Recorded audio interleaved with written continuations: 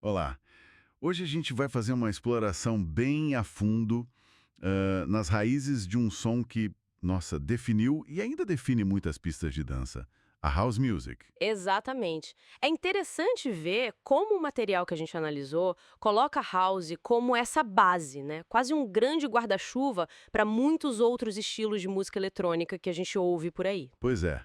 Ok, vamos desembrulhar isso. A história começa ali mais ou menos em meados dos anos 80, sabe? Uhum. A disco music, que tinha sido gigante, estava assim perdendo um pouco da força. Mas aí começou a surgir uma variação dela, um som diferente. Sim, uma evolução, né? Com uma batida mais focada na pista mesmo, que começou a ganhar, bastante popularidade. E essa faísca inicial, bom, ela tem um lugar bem específico para começar, né? Tem sim.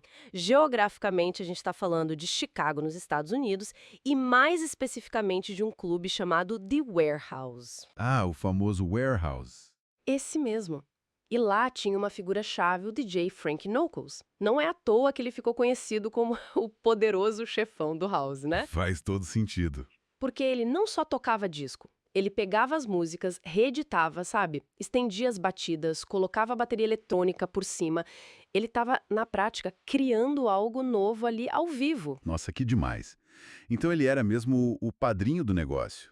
E a história do nome house é bem curiosa também, né? Muito. Pelo que as fontes indicam, o pessoal que ia no warehouse curtia tanto o som que depois ia nas lojas de discos Isso. procuravam aquela música da warehouse. Exato.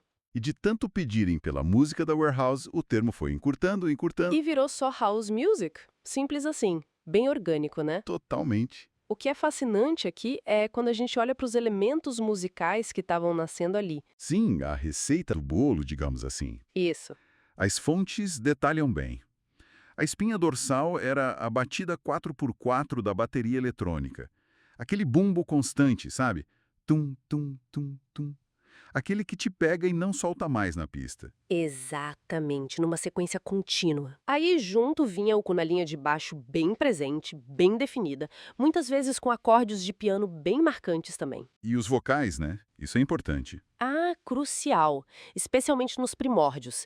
Quase toda a faixa de house pioneira tinha vocal, muitas vezes bem emotivos, puxando pro soul, pro funk. Essa combinação é um clássico mesmo. Não tem erro. E aqui é onde fica realmente interessante. A evolução, né? Exatamente. Porque esse som original, esse house clássico dos anos 80, início dos 90, ele não ficou parado no tempo, né? De jeito nenhum. A tecnologia começou a avançar muito rápido.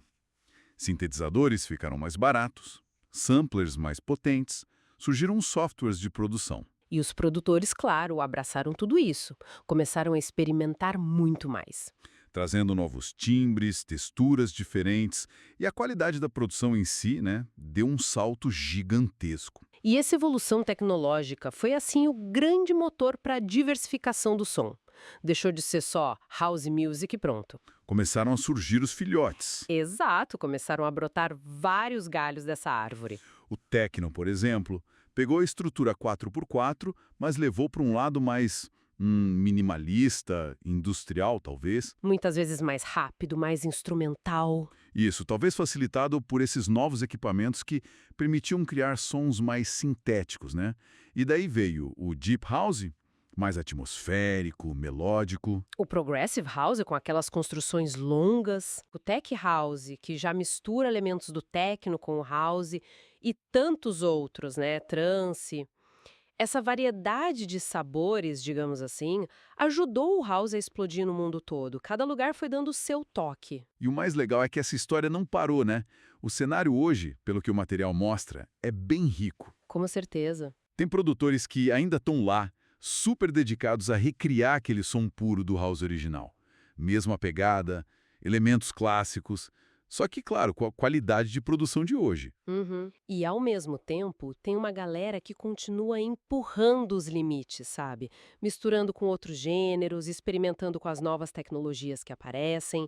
As duas vertentes convivem super bem. Então, o que tudo isso significa? Quando a gente olha para trás, é uma jornada incrível, né? Demais. Começou como uma adaptação da disco, feita por um DJ super visionário num clube específico lá de Chicago. E virou um movimento cultural global. um tronco imenso que gerou incontáveis galhos e folhas. Exato. E o interessante é que ainda mantém as raízes fortes naquele som original, mas continua crescendo, se transformando. É uma prova da força dessa batida, né? Sem dúvida. E isso levanta uma questão importante. A gente falou bastante sobre como a tecnologia impulsionou a criação dos subgêneros. Sim. Fica aqui uma reflexão. Será que a gente consegue, por exemplo, pegar um avanço tecnológico bem específico da época, sei lá, um modelo de sampler que ficou mais acessível, ou um tipo de sintetizador que surgiu, Uhum. e traçar uma linha direta de como aquela ferramenta influenciou a sonoridade particular de um subgênero específico que nasceu do house? Nossa, interessante pensar nisso. Pois é, pensar nessa conexão mais direta entre a ferramenta, a tecnologia disponível e a estética sonora que ela acabou possibilitando ou até incentivando. É um exercício bacana sobre criatividade e tecnologia na música, né? Acompanhe, inscreva-se, ative o sininho, deixe o like, compartilhe. Até a próxima!